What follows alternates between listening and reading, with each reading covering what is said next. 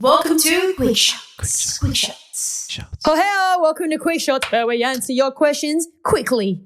This one's from Neil. Interesting one that I'm going to hand over to you, James. What do you think about fractional property investing? So companies like BrickX and Bricklet.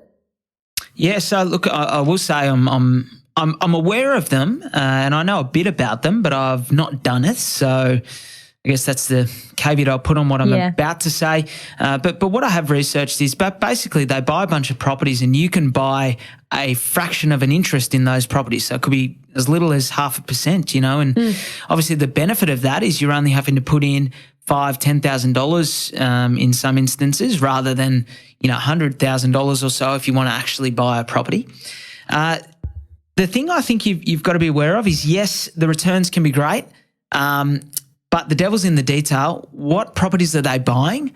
A lot of the times, I've noticed they're buying older apartments or they're not typically buying land, to be honest.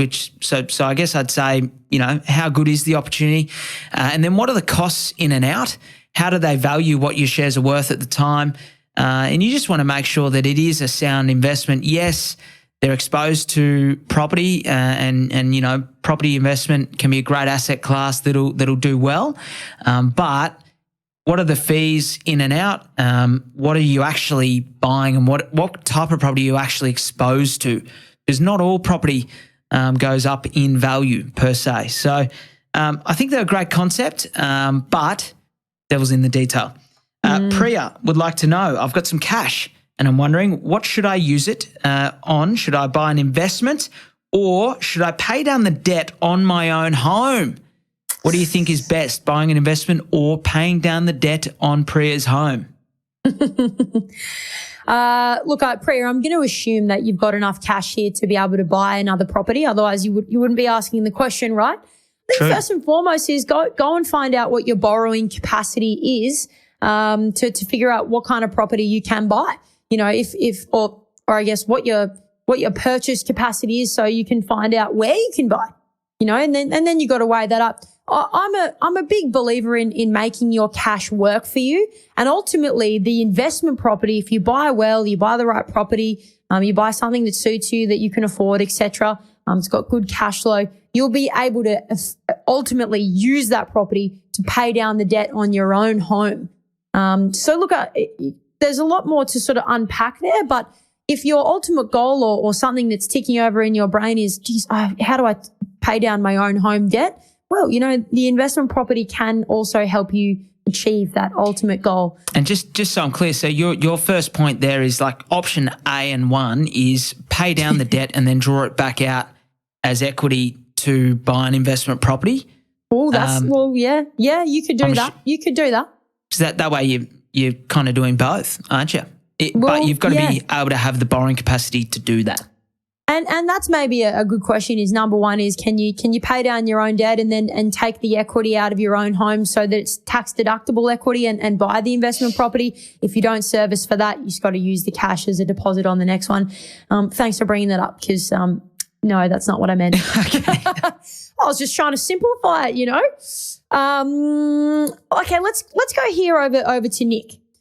We just bought a new house and we have the luxury of being able to turn our old house into an investment property. What would be the reasons for and against doing that?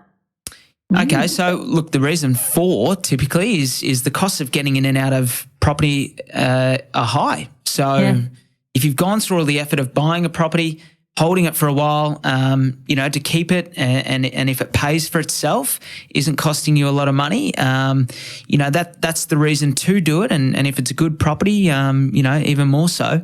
The reason against it is that your own home debt is not tax deductible, and it's the only way that you can make money in Australia and not pay tax is through any gains on your own home. So I guess it just comes down to your own game. The reason not to do it is if you're able to sell your old principal place of residence, and it means you then use the proceeds from that sale to pay down a big chunk of the debt on your new principal place of residence. That'd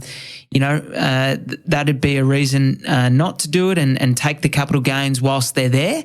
But having said that, I think it's equally as common for people to turn their old owner-occupier into an investment property.